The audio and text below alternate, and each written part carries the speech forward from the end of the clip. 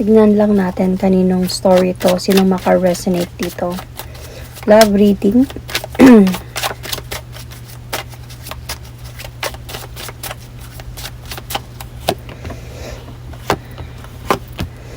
I think ang maka-resonate dito is para sa mga married couple or getting married, could be. Basta may something about that. May pag-uusapan about ganyan. So, kasi parang may progress yung either relationship niyo or marriage niyo ng person na to. But the thing here is, may malungkot din. Confused as well. As a point of like, nadjajuggled yung person mo.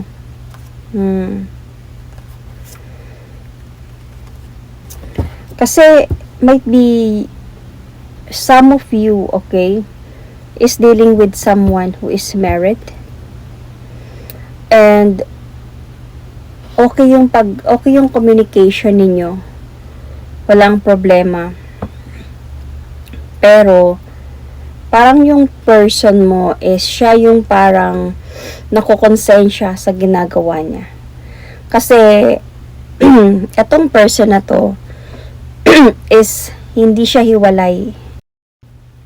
Pinagsabay niya kayong dalawa. Neto, kaya nga nakukonsensya siya eh. And nagja-juggle siya. Minsan dito siya sa'yo, minsan doon siya sa asawa niya. So, ganun yung nakikita ko nangyayari ngayon. So, this is not for everyone. Okay?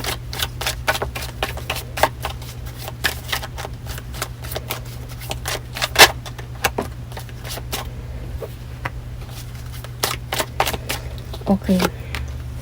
Sa part mo, really, nag-option ka. So, pwede tong vice versa, okay?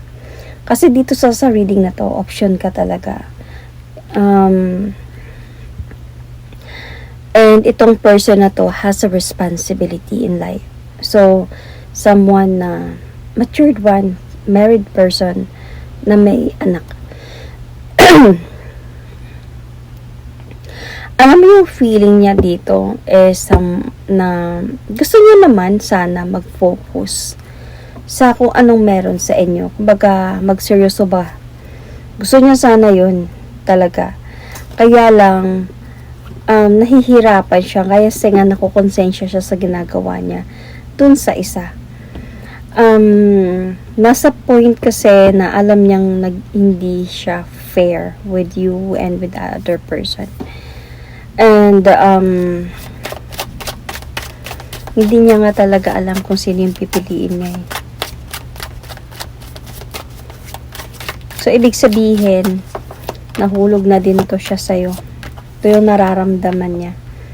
Ang problema lang din is parang hindi niya din kaya iwan yung sa kabila.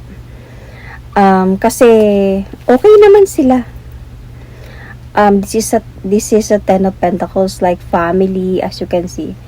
Yung masayang pamilya, parang may siguro sa tingin ng iba is successful family, ganyan.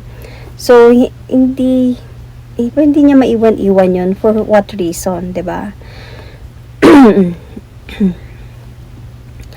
Nag-gather siya talaga dito ng idea on what to do. Alam niyo, kanina pa talaga, mayroon someone in this room. Ginugulo niya talaga ako. Kinakausap ko talaga siya is not familiar to me. Kaya I wear my protection talaga. Anyway, let's go back. Gusto niya man sana iwan to. Gusto niya sana iwan to para sa'yo. Kaya lang di niya kaya. Parang nalulungkot siya. Baka magsisi siya. Or something like that.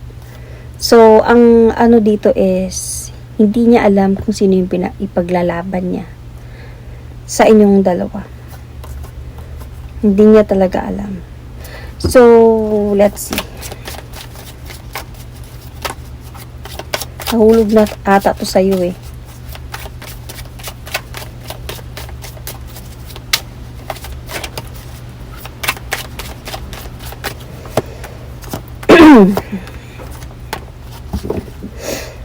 Yung asawa niya, let's be obvious klaro man dito na meron talagang asawa. Yung asawa niya is parang bakit hindi niya kaya iwan yun. Alam mo yung parang gusto niya pa rin na mapakita ng pamilya niya, ng mga tao na, kumbaga, sila yung maganda yung pamilya nila. Buo, good example, ganong mga pangyayari. And, alam mo, sa totoo lang, yung pagsasama na meron sila, it's more on focus siya sa responsibility. Priority niya sila, mga anak nila, ganyan. Priority niya to, na bigyan ng support, to be there for them, to be the father, to be the husband. Kailangan niya yung gawin. Kasi, yan, mag-asawa sila eh. So, kung sakaling malalaman ng iba na nagloloko siya, na nandyan ka sa buhay niya, possible na masisira yung pangalan niya. 'Di ba? Pero itong asawa niya, nararamdaman na may something wrong. Nakakaramdam na may ginagawa siyang something. Kaya lang, hindi niya lang din to pinapa-obvious kasi para dun sa asawa niya. Hindi naman yung asawa niya kasi, hindi naman kumbaga, hindi kawalan. Kaya kong mabuhay. Kumbaga, pwedeng may trabaho siya, may kaya siya, stable siya. So, kung magloko ka, o iwan mo ako, kaya kong mabuhay. Kaya kong mabuhay with our kids kasi hindi ko kailangan ng support mo. Magbibigay ka okay kung hindi okay. Independent woman siya kahit ganyan. So, hindi yung katulad sa iba na parang nagde-depend talaga sa asawa, sa person mo lang talaga nagde-depend ng support, money or whatever. Siya, kaya niya. This person is a stable one, ay yung asawa niya. Pero napapansin niya na yung pagbabago sa asawa mo. Parang may asawa mo sa boyfriend mo or person mo. Nag-observe na talaga siya dito or nag-i-stalk pa siya. Parang may pakiramdam na siya. So, somehow, nagtatalo din silang dalawa talaga. Nagtatalo silang dalawa. And, yun na nga, parang nag-iisip na nga dito talaga na merong third party. Okay, siguro hindi ka pa lang talaga kilala. Pero, nag-iisip na siya na may third party dito. Siguro dahil nga may mga pagbabago na. Diba?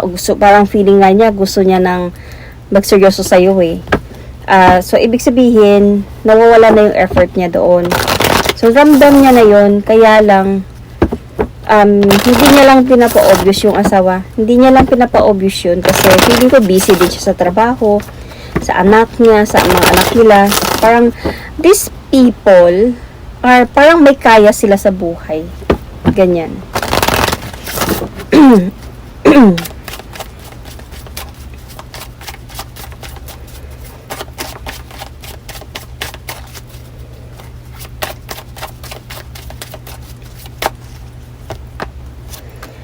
I think on your part naman, mahal mo talaga tong person na to. At tumatagal na nga siguro kayo nito eh. Parang siguro abot na kayo ng year, 2, 3, more. Kasi parang deep na yung connection ninyong dalawa. Seryoso yung relasyon ninyong dalawa. And in your part, alam mo na married siya. And sometimes, nagkakaroon din sa'yo ng realizations na namumulat ka din ba sa katotohanan na wala din patutunguhan to. Ang problema lang kasi dito, mahal mo. Nahulog ka talaga, mahal mo to. And, nangako siya sa'yo. May mga pangako siya sa'yo. Plans sa inyong dalawa in the future. And, nagmamahalan na talaga kayong dalawa nito. And, nandiyan siya palagi sa'yo. Baga, palagi kayo nag-uusap dalawa. Sometimes, nagkakaroon ka talaga ng realization na wala ding patutunguhan to matatapos yun to. Kasi, ikaw mismo alam mo na third party ka.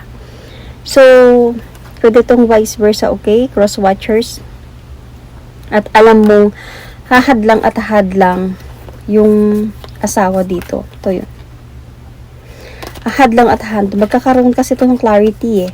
See? The clarity. Magkakaroon at magkakaroon din to ng clarity. And alam mo yun, possible na mangyari to.